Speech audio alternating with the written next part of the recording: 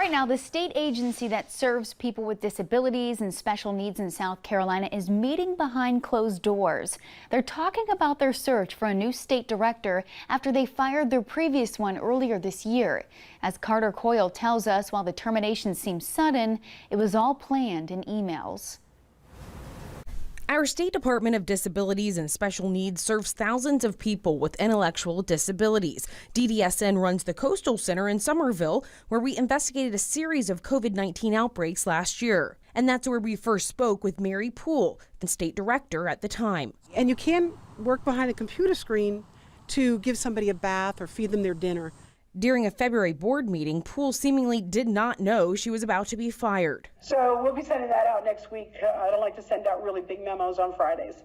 But just a few hours later in the same meeting, this happened. I move that Mary Poole be removed as director from DDSN and removed from service as an employee of DDSN immediately.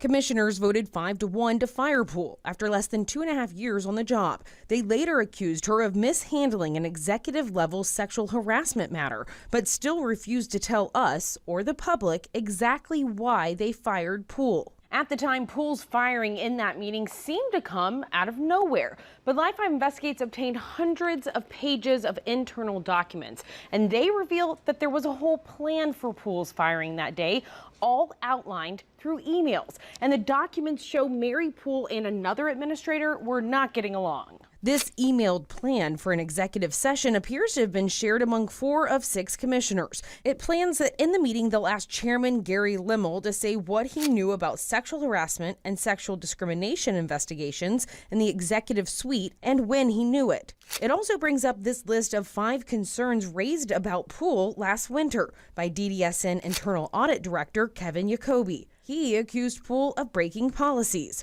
Poole fired back February 12th, saying that Jacoby had extreme bias and had a goal to oust the state director, her.